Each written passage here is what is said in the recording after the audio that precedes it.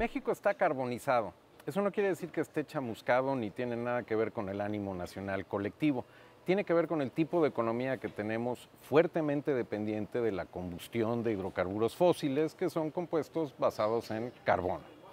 Esto tiene cuando menos dos consecuencias. Una, bastante evidente, ambiental, vía cambio climático, si bien con un impacto global limitado, porque México, siendo una economía relativamente pequeña en comparación con India, Estados Unidos o Europa, emite más o menos poco en el escenario global. El segundo tipo de impacto le da más bien a la economía local y no es tan evidente y es poco discutido. Tiene más que ver con el tipo de economía que tenemos y cómo eso evita que tengamos otro tipo de economía. Si tenemos una carbonizada, no podemos tener una baja en carbono. Hoy, en simbiosis con la física, la ingeniería y la economía, Jorge Islas, que estudió las tres cosas, nos apuntará precisamente hacia una posible transición a un sistema energético mexicano bajo en carbono y alto en uso eficiente de la energía y ahorro. Primero, Evelyn Ayala hizo un reportaje tratando de buscar pistas específicas del tipo de investigación científica que se hace aquí, en México, que pudiera ayudar a esta transición energética.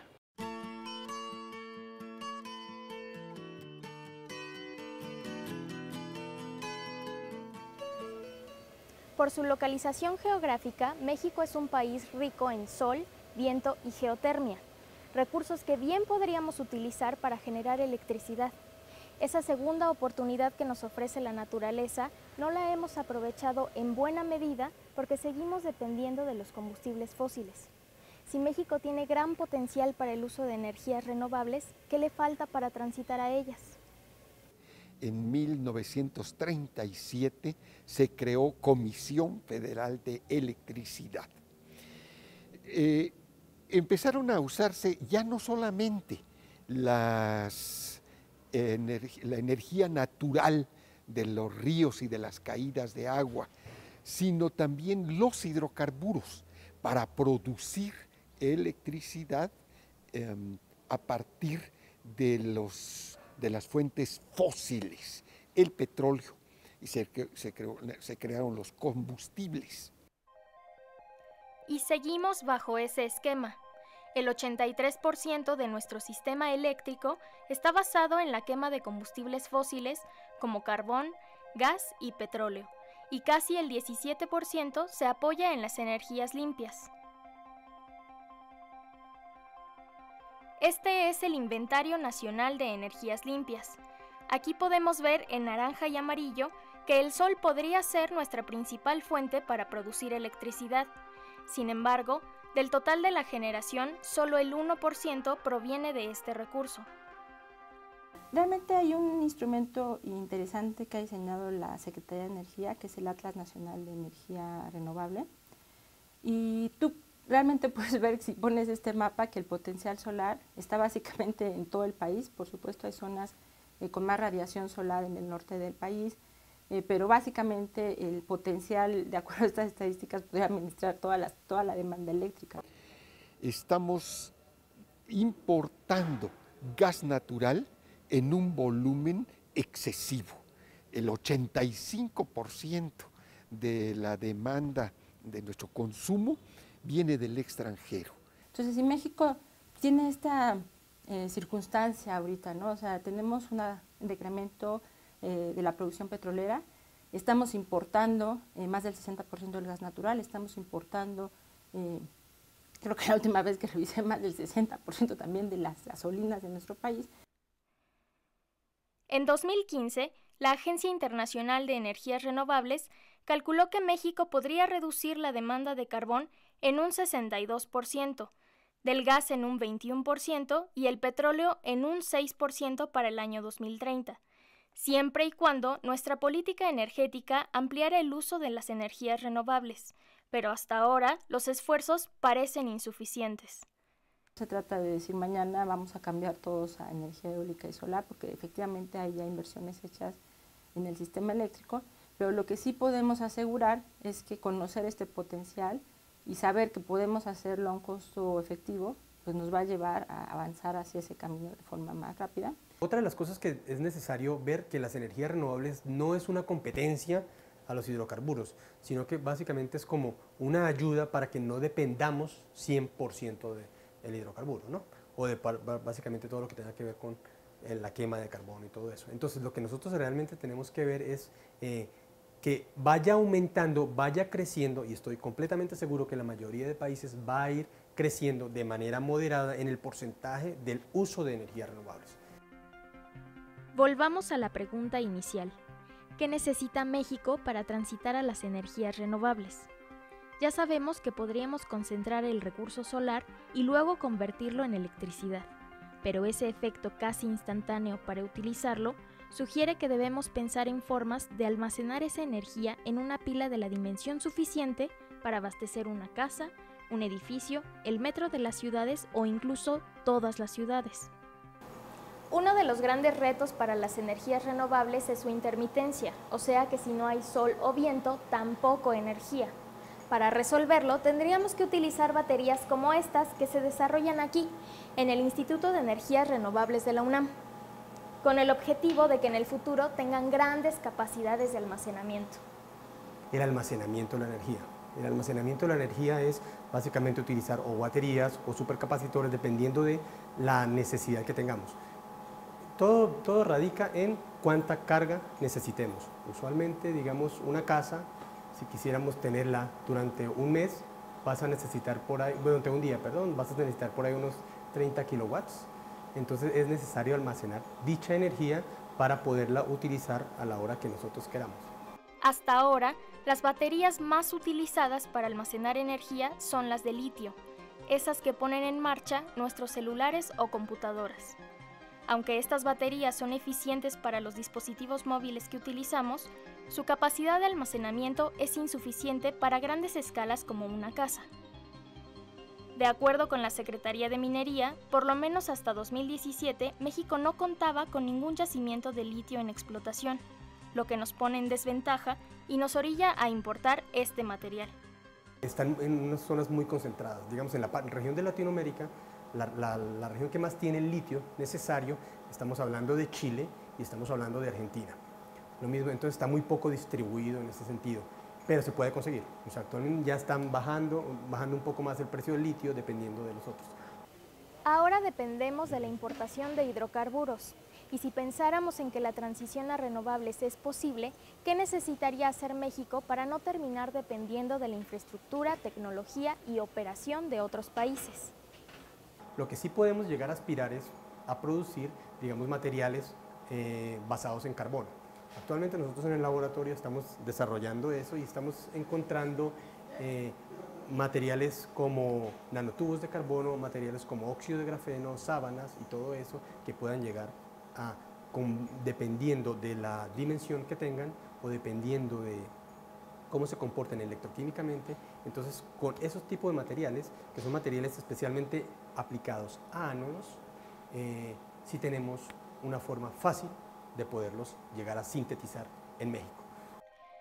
La Estrategia Nacional de Energía 2014-2028 dice que la creación del Fondo Mexicano del Petróleo para la Estabilización y el Desarrollo permitirá generar ahorros para destinarlos al desarrollo de educación, ciencia y tecnología, energías renovables, entre otros. Le pregunté a Óscar Jaramillo si esa fórmula de ahorrar para luego comprar es porque las energías renovables son más caras que los hidrocarburos para la generación de electricidad. Puede que se crea que a nivel de investigación es muy costoso por los reactivos, que usualmente se necesitan unos reactivos con un grado de pureza alta, pero cuando ya realmente se vaya a masificar dicha producción, se van a ver reducidos los costos. Sí podemos integrarla, pero requiere de una planeación eléctrica adecuada, requiere de entender todas estas diferentes fuentes de flexibilidad y entender tu sistema eléctrico, cuáles de esas tiene, cuáles son más baratas de desarrollar y cuáles son las que en el futuro van a ser más relevantes, ¿no? Y en este caso pues está la respuesta de la demanda. Lo que realmente necesita México ahorita es apostarle a todo lo que tenga que ver con materiales para dispositivos de almacenamiento, para no llegar a depender de otros lugares. Entonces lo que tenemos que apostarle ahorita es a conocer realmente todo lo que tiene que ver con la física y química de nuestros materiales y ya después poder llegar a escalarlos, y una vez los tenemos escalados ya podemos llegar a tener una aplicación.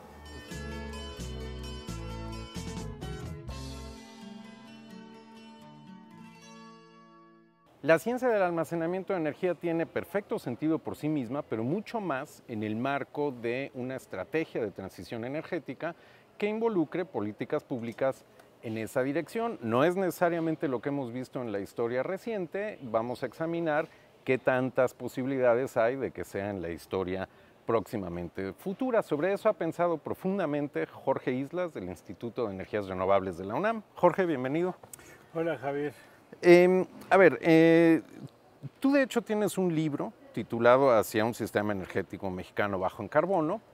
Eso ya solito implica una transición energética, transición que existe históricamente en documentos oficiales, estrategias de transición energética, ahora se llama programa. No necesariamente se han cumplido demasiado, pero eso ahora está inmerso en la famosísima cuarta transformación. Entonces, de hecho, tenemos una especie de transición al cuadrado, la energética ahora inmersa en esta sociopolítica. ¿Tú ves aliados contigo, a posibles aliados para la transición energética dentro del nuevo aparato de gobierno? Bueno, Javier, yo creo que el primer aliado que uno podría mencionar, que no es parte del aparato, pero que presiona el aparato, es la sociedad. Y yo creo que con la sociedad hay que contar, porque ahorita la sociedad está muy consciente de que una transición energética es necesaria en el país, es necesaria por muchas cosas, pero entre otras por el evento de cambio climático. Dices que la sociedad está consciente ahorita, ¿no lo estaba hace 5 años o hace 12?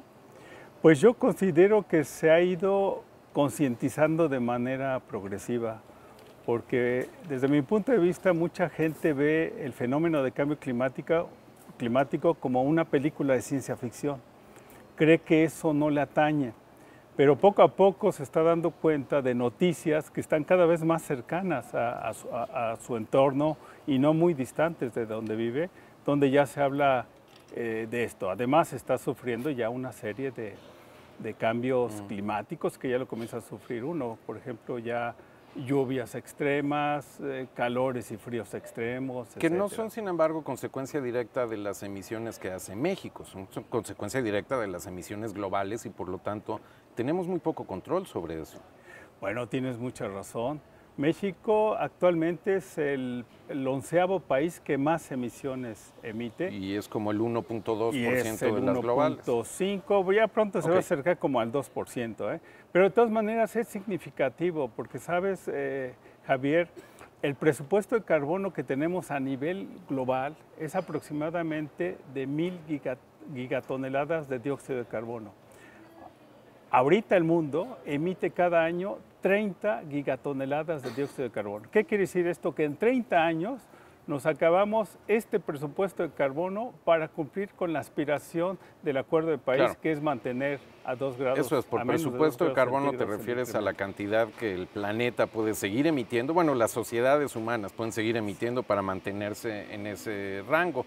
De todas formas, más allá del impacto ambiental que ciertamente hemos discutido y tiene que seguir siendo discutiendo, quiero que cambiemos un poco de visión hacia el impacto económico local, porque sobre eso sí tenemos control localmente. Y entonces te preguntaba antes si tenías aliados en el nuevo aparato de gobierno que se perfila. Quiero regresar a esa pregunta, pero citando al propio gobierno que entra, el presidente electo, Andrés Manuel López Obrador, en una reunión recientemente, en este mismo año, en noviembre de 2008, dijo, vamos a rehabilitar refinerías, se va a construir la refinería en Dos Bocas, Paraíso, Tabasco. Nada más para esta refinería en 3 años estamos estimando una inversión de alrededor de 160,000 millones de pesos. Vamos a empezar con 50,000 millones de pesos el año próximo. Entonces, una cosa es si tienes aliados o no, que no me quedó claro si los tienes en el nuevo gobierno. La pregunta más amplia es, ¿ves que están pensando en esa dirección? Porque de lo que hablan es de más hidrocarburos, más dinero para más hidrocarburos. Mira, a ver, te contesto si tengo primeramente aliados. Pues yo diría que en general no tengo aliados. Ciertamente hay gente muy prominente del movimiento de Morena que sí se puede considerar aliada. Por ejemplo, estoy hablando de la doctora Claudia Sheinbaum, que es una científica que hacía trabajo muy similar al mío, es decir, buscando cuestiones de cómo mitigar gases de efecto invernadero, impulsando energías renovables. Digamos, es una persona que puede influir mucho, aunque ciertamente sabemos que es el gobierno en la Ciudad de México.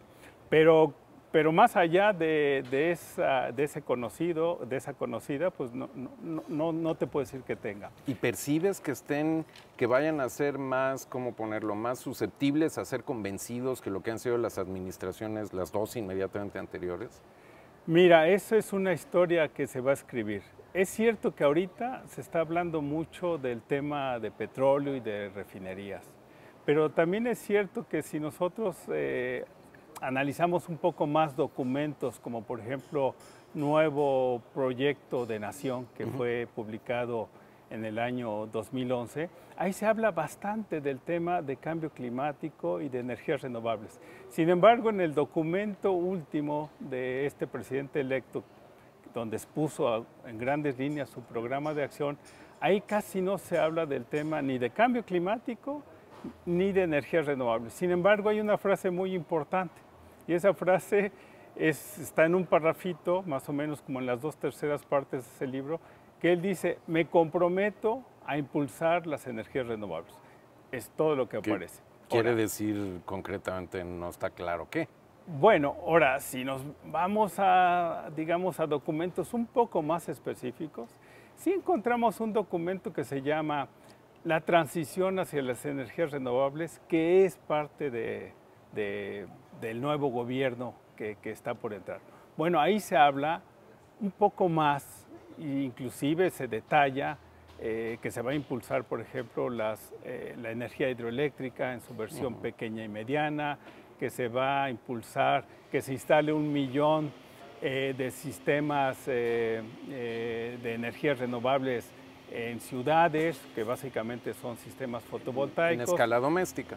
En escala doméstica y comercial. Ya. Y también habla de que se va a impulsar la bioenergía y otras cosas. Sin embargo, lo que yo sí noto es que no hay un esquema bien diseñado, no hay un plan maestro integral. Por ejemplo, podríamos preguntarnos, ¿cómo se compatibiliza el tema de las refinerías y del petróleo con el tema de la transición energética? Y no vemos cómo están integradas. Voy a querer que lleguemos a ese punto exactamente, pero tú decías hace un minuto, la historia está por escribirse y veamos documentos. Te propongo que veamos uno que parcialmente intentó escribir la historia, un libro del cual eres coautor, ya lo mencionamos, hacia un sistema energético bajo en carbono. Y empecemos por ver entonces qué es lo que tenemos, cuál sería el punto de partida, digamos, ¿no? La transición se ve siempre como algo, esta transición energética hacia energías no fósiles, como algo virtual por argumentos ambientales que son los que has esgrimido hasta ahora. Pero tu libro es fundamentalmente un libro de análisis económico. Proponen medidas de mitigación de emisiones y calculan el costo de inversión asociado con cada una en la escala residencial, industrial, generación de electricidad, transporte, etcétera. Y entonces dicen que los costos de inversión serían de 98,000 millones de dólares en 25 años, aproximadamente 4,000 millones de dólares por año. Pero después escribes en el libro: por el contrario, el concepto de combustibles fósiles evitados arroja ahorros totales de casi 247,000 millones de dólares en los próximos 25 años, cerca de 25,000 millones de dólares de ahorros en combustibles anualmente, con lo que el escenario de transición arroja un beneficio total final de 127,213 millones de dólares, poco más de 5,000 millones de dólares de ahorro anual, es decir, 1,200 y feria en los siguientes años, un ahorro total anual de 5,000 millones de dólares. Este escenario, concluyen ustedes, no tiene costo para México. Suena como un muy buen negocio, pero hay un pequeño detalle. Tus cálculos están hechos con dólares de 2007, que estaban como a 11 pesos por dólar. Ahora ya sabemos a cómo está la cotización. ¿Cambian tus cálculos, cambian tus conclusiones? Concretamente esta, ¿sigue no teniendo un costo para México hacer la transición energética? Yo creo que la evolución actual va a confirmar lo que dice el libro. Y sabes, por una razón muy sencilla, que las tecnologías con las que estamos explorando ir hacia un sistema energético mexicano bajo en carbono están evolucionando y están evolucionando de tal modo que comienzan sus costos a decrecer, especialmente sus costos de capital. Por ejemplo, en el libro todavía aparecen los sistemas fotovoltaicos como que tienen un costo de verdad, es decir, no son competitivos. Si ahora hiciéramos ese cálculo, los sistemas fotovoltaicos ya aparecerían como competitivos. Lo mismo pasaría con la eólica y con muchas otras que estamos considerando, porque sí se están creando mercados a nivel mundial y esos mercados están abaratando el costo de las tecnologías. Entonces, yo lo que creo es que se reafirmaría y muy posiblemente hasta comience a decrecer ese costo global del cual nosotros estimamos. Una virtud del libro es justamente que no simplifica las cosas demasiado, hace todos los cálculos entendiendo que la transición, que el argumento económico de la transición es uno que es multifactorial. Ciertamente depende del costo de las tecnologías hacia las cuales queremos transitar, que como dices la mayor parte se está abaratando, pero también depende de los insumos que importamos y depende de los precios de los combustibles. De cuando se publicó el libro para acá, de cuando hicieron los cálculos para acá, el dólar prácticamente se duplicó en su cotización con el peso y hemos empezado a importar más combustibles que los que importábamos antes. Por lo tanto, esa parte de la ecuación cambió. Tú dijiste 2 o 3 veces, creo que la conclusión se sostiene. ¿No han rehecho los cálculos? Sí, sí la hemos hecho para sectores muy específicos. Por ejemplo, cuando evaluamos ahora los sistemas fotovoltaicos en sectores como el comercial y el residencial, pues ya nos salen competitivos para una buena cantidad de nichos. Entonces, no lo hemos hecho de manera global, pero la tendencia, desde mi punto de vista, es claramente hacia la confirmación de lo que se dice en el libro. Ahora, es cierto que en el libro sí ponemos muchos factores que intervienen, es decir, es un escenario donde hay que hacer muchas cosas al mismo tiempo. Nosotros, de hecho, desarrollamos un portafolio de 84 medidas de mitigación y esas medidas de mitigación entran al mismo tiempo. Claro. No es que una y después otra, etcétera. Por ejemplo, toda la parte de transporte, ¿sí? Si queremos, por ejemplo, que siga prevaleciendo las señales de precio real a la gasolina, bueno, pues tenemos que darle a los usuarios, ¿verdad?, de autos, etcétera, pues las posibilidades de tener un transporte público. Entonces, si no se hace simultáneamente, pues claro, obviamente no va a funcionar. Y mencionaste el precio de la gasolina, que es un elemento central del análisis que hacen ustedes y al cual quiero llegar dentro de un momento. Pero antes de ir hacia allá, recupero tus 2 o 3 menciones a los sistemas fotovoltaicos. Eso quiere decir producir electricidad cosechando energía del sol. Estamos aquí en el Instituto de Energías Renovables de la UNAM, en Temisco. Casi para donde quiera que volteemos hay no solo sol, sino tecnología que busca justamente convertir la energía solar, que es esencialmente gratuita, en electricidad en distintas escalas. Pero si yo busco en las estrategias de transición, en los planes, en los programas, es decir, en los documentos de política pública, es como si México no tuviera sol. Somos un país riquísimo en hidrocarburos, pero paupérrimo en recursos renovables. Fíjate que tienes toda la razón, así era, me parece que ahora ya no lo es. Por ejemplo, si vemos últimamente las tasas de crecimiento de los sistemas fotovoltaicos de los últimos 3 años, están creciendo a una tasa del 90% anual. Es decir, todavía en el 2015 teníamos como 166 megawatts, ¿no?, de capacidad y ahorita ya nos estamos acercando a 1000 megawatts. Entonces, esto es un fenómeno reciente y eso lo que quiere decir es que comienza estos sistemas a encontrar sus nichos. Pero la verdad es que tienes toda la razón. Estamos empezando como 10 o 15 años más tarde que muchos otros países que lo han hecho. No obstante, que tenemos un recurso solar envidiable, ¿no? Y en viento, y en geotermia, y en corrientes del mar. Dices, comenzamos, y te noto como optimista por estas cifras que me acabas de dar, pero me pregunto si tienen la escala que demanda el problema. Tu libro señala una de las áreas de intervención como la generación de electricidad en escala industrial y allí escriben ustedes la capacidad instalada para generación eléctrica contrasta de forma importante con el potencial de energías renovables en México. Fui a investigar lo que la Secretaría de Energía señala como los potenciales en energías renovables. Los cálculos más recientes son de 2017 y el potencial solar es 100 veces más que el potencial en hidráulica, en eólica y en geotérmica, pero solar no aparece, como ya dije, en ninguno de los documentos oficiales. ¿Es por razones técnicas? ¿Es por razones económicas? ¿O es por razones de negocio? Bueno, yo creo que es por razones, desde mi punto de vista, económico y de negocio. Mira, en realidad, si nosotros nos vamos a la reforma energética, vemos que esta reforma energética en su origen, y lo fundamental, fue una reforma petrolera otra vez. ¿Te refieres a la del gobierno de Peña Nieto? 2003, exactamente. Y si te das cuenta, la última ley que concierne precisamente estas tecnologías, que es la Ley de Transición Energética, fue la última que se aprobó 2 años después. Entonces, y después en implementar lo que decía esta ley, pues tomó otros 2 o 3 y apenas estamos viendo como que el despegue de lo que esa ley estaba proponiendo. Pero sí te quiero decir una cosa, que fundamentalmente ahorita como está estructurado todo el sistema energético mexicano, como quedó a raíz de esa reforma, ahora todo debe de ser negocio. Y eso me parece que es muy malo, porque en efecto nos podemos ir bastante más rápido que lo que el negocio dicta. Ahora, no obstante, no hay que olvidar que ha habido 3 subastas, porque también se instrumentó digamos, un dispositivo que se llama certificados de energías limpias, con lo cual se le da una ayudadita a estas energías que todavía no son tan competitivas. Me refiero a las renovables y a otras que son de uso eficiente. Bueno, ¿qué ha pasado en estas 3 subastas?